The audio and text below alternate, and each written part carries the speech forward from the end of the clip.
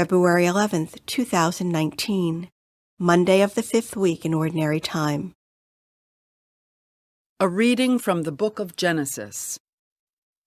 In the beginning, when God created the heavens and the earth was a formless wasteland, and darkness covered the abyss, while a mighty wind swept over the waters.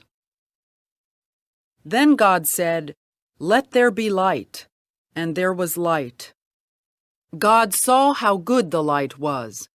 God then separated the light from the darkness. God called the light day, and the darkness he called night. Thus evening came, and morning followed, the first day. Then God said, "Let there be a dome in the middle of the waters, to separate one body of water from the other." And so it happened. God made the dome, and it separated the water above the dome from the water below it. God called the dome the sky. Evening came, and morning followed, the second day. Then God said, "Let the water under the sky be gathered into a single basin, so that the dry land may appear." And so it happened. The water under the sky was gathered into its basin, and the dry land appeared.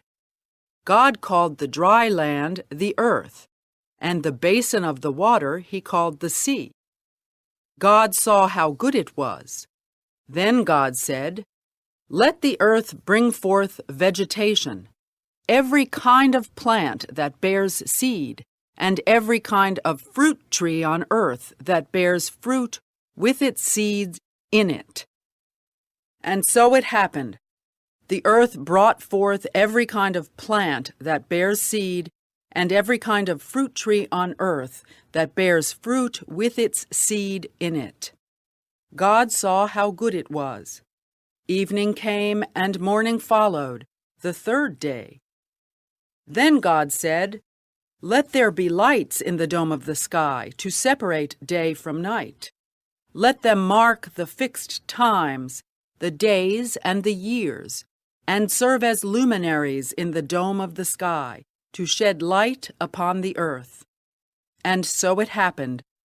God made the two great lights, the greater one to govern the day, and the lesser one to govern the night, and he made the stars. God set them in the dome of the sky, to shed light upon the earth, to govern the day and the night, and to separate the light from the darkness. God saw how good it was. Evening came, and morning followed, the fourth day. The word of the Lord. Responsorial Psalm. The response is, "May the Lord be glad in his works." Bless the Lord, O my soul. O Lord my God, you are great indeed. You are clothed with majesty and glory, robed in light as with a cloak. May the Lord be glad in his works. You fixed the earth upon its foundation, not to be moved forever. With the ocean as with a garment, you covered it. Above the mountains the waters stood. May the Lord be glad in his works. You send forth springs into the watercourses that wind among the mountains. Beside them the birds of heaven dwell. From among the branches they send forth their song.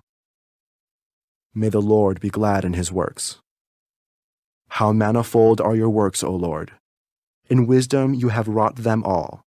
The earth is full of your creatures. Bless the Lord, O my soul. Alleluia. May the Lord be glad in his works.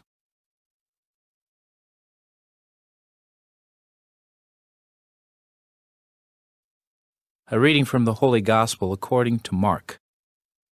After making the crossing to the other side of the sea, Jesus and his disciples came to land at Gennesaret and tied up there.